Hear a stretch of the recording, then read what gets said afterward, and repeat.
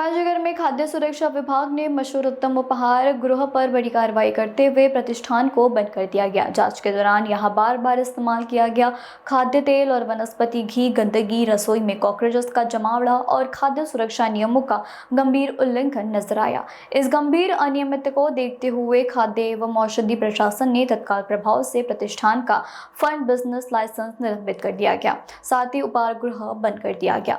विभाग का कहना है कि लोगों के स्वास्थ्य से किसी भी तरह का समझौता नहीं किया जाएगा। यह कार्यवाही सेफ फूड सेफ महाराष्ट्र अभियान के तहत खाद्य सुरक्षा आयुक्त तुकाराम मुंडे के मार्गदर्शन में की गई। अधिकारियों ने सभी खाद्य प्रतिष्ठानों को नियमों का पालन करने की सख्त चेतावनी दी है। फिलहाल खाद्य एवं औषधि प्रशासन मामले की आगे की जांच में जुटी हुई है। इस कार्रवाई को लेकर विभाग के आयुक्त श्रीकांत करकड़े ने विस्तृत जानकारी दी। तर काय सांगताल शहरातल्या नामांकित मिठाई भांडवल कारवाई करण्यात आली काय कारवाई काय माननीय अन्न सुरक्षा आयुक्त तुकाराम मुंडे सर यांच्या निर्देश तशी मार्गदर्शनाखाली जी सेफ फूड सेफ महाराष्ट्र ही मोहीम चालू केलेली आहे। त्या अंतर्गत काल एक नामांकित उत्तम उपहारगृह जे गुलमंडी परिसरात आहे संभाजीनगर विभागामध्ये शहरामध्ये, तर तिथे इमरती आणि जिलेबी उत्पादन चालू होते। त्या ठिकाणी आपण कारवाई घेतलेली। सदर कारवाई घेताना सदर उत्पादकाकडे रेस्टॉरंट कॅटेगरीचा काइंड ऑफ बिझनेसचा परवाना आहे, तर तो त्याला अलाउड नाहीये। त्याला ते मॅन्युफॅक्चरिंग युनिटचाच परवाना पाहिजे, पहिली गोष्ट। आणि सेकंड थिंग, ते त्याच्यामध्ये जो समोसे भजे वगैरे जे तळण्यासाठी जे तेल वापरतात ते कॉटनचं सीड ऑइल, जे सरकीचं ऑइल वापरतात, ते कंटिन्यू ते रियूज करून ते वापरत होते। ते करायला परमिशन नाहीये। जर आपण जेव्हा टीपीसी मीटरने त्याचा टोटल पोलर काउंट चेक केला तर तो 25च्या वरती होता, जवळपास तो 58 निघाला त्या अंतर्गत। त्याच्यामुळे त्याचे पण आपण सॅम्पल घेतलेले, लॅबला पाठवलेले आहे। सदर परत जिलेबी तयार करताना जे वनस्पती म्हणजे डालडा ते यूज करतात, त्याचे पण आपण टीपीसी मीटरने चेक केलं असतं, ते पण जवळपास 36 रेटिंग आलेले आहे त्यामध्ये टोटल पोलर काउंटचं। तर ते 25 पेक्षा जास्ती नको। नंतर जिथं आपण तपासणी केली त्या अंतर्गत तिथे आपल्या जुरळांचा वावर पण आढळला। तर हे जुरळ पण होते, त्याचे पण व्हिडिओ मी तुम्हाला शेअर केलेले आहे त्या बाबतीत।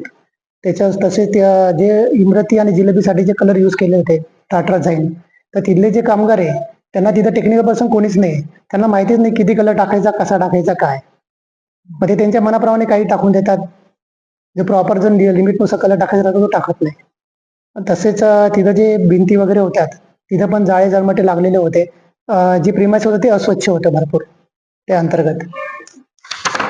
सदर ठिकाणी अजून काही गोष्टी आम्हाला आढळल्या की तिथं काही ठिकाणी समोसे भजे तळताना तिथेच तंबाखू वगैरे, चुना वगैरे तेच कामगार खात होते। एक प्रकार तिथं ते त्यांनी त्या ठेवलेल्या होत्या। तसेच तिथले प्रॉपर तिथं खिडक्यांना नीट जाळी काहीच नाहीये। भरपूर ठिकाणी तिथलं ड्रेनेज लाईन पण बाजूला तिथं त्यांनी रॉ मटेरियल प्लेस केलेले होते। तर अशा आणि भरपूर त्रुटी आढळलेल्या आहे। त्या अंतर्गत आपण ही कारवाई घेतलेली आहे। तर सदर जी ऑइलची जी कारवाई जी आहे, जी टोटल पोलर काउंट, याचा इफेक्ट आपल्या हेल्थवर होतो। जर तुम्ही कंटिन्यू वारंवार तेल जे यूज करताय, रियूज केलेलं तेल, त्याच्यामध्ये केमिकल रिएक्शन होऊन त्याच्यामध्ये आपल्याला ते कार्सिनोजेनिक घटक तयार होतात। मग ते आपल्या हेल्थसाठी अपायकारक आहे। मग त्या अंतर्गत आम्ही ती कारवाई घेतलेली आहे। त्यामुळे त्यांचा लायसन्स जे आहे, त्यांचा परवाना, तो तात्काळ आम्ही सस्पेंड केलेला आहे, निलंबित केलेला आहे आणि त्यांची पेढी बंद करण्यात आलेली आहे। सध्या उपहारगृह सध्या बंद आहे, तर मग ती कारवाई करण्यात आली। उपहारगृह बंद आहे का सध्या? मग हो, सध्या उपहारगृह बंद आहे। बरेचशा असं संध्याकाळच्या वेळेमध्ये काही शहरामध्ये बहुल भाग आहे, त्या भागांमध्ये सर्रासपणे उघड्यावरती मांस असेल किंवा ते बनवणं असेल, पूर्ण सर्रासपणे त्या ठिकाणी जाते। माशा वगैरे सध्या पावसाळे दिवस आहे त्यामुळे बसतात आणि त्यामुळे रुग्णाची खूप मोठी दुर्गंधी करते। यावरती ते कारवाई करणार आहे। हो, त्यावर पण आमचं कार्यवाही नियोजित आहे पुढे। त्या अंतर्गत तुम्हाला पुढच्या आपण जे कारवाई होतील त्याच्याबद्दल माहिती देण्यात येईल। ज्या उपहारगृहामधल्या जे काही मिठाई असेल किंवा मग जिलेबी असेल, ते काही किती हजाराचं ते पकडले वगैरे असं काय कारवाई केली? नाही, तिथं जप्त करायला ते रेडी टू सर्व ते राहतात। त्याच्यामुळे तिथं जप्तीचा प्रश्न येत नाही। पण आम्ही त्यातले सॅम्पल घेतलेले आहे, ते लॅबला पाठवलेले आहे। लॅबला जसे सॅम्पल जसे येतील रिपोर्ट, त्यानुसार आपण पुढील कार्यवाही पण त्यांच्यावर घेणार आहोत। उद्याचा खूप मोठा दिवस आहे, आषाढी एकादशी म्हटल्या जाते, आणि त्यामुळे बऱ्याचशा मंदिरांमध्ये पेढ्या मोठ्या प्रमाणात दिल्या जातात। यावरती कशी नजर असणार आहे? आमचे अधिकारी त्या ठिकाणी प्रेझेंट राहतात तिथे। आता जसे जे आषाढी एकादशी आहे, तिथे मंदिर आहे त्या ठिकाणी, तिथे जाऊन सॅम्पलिंग पण करतात। त्यानुसार आपण इन्स्पेक्शन करतो।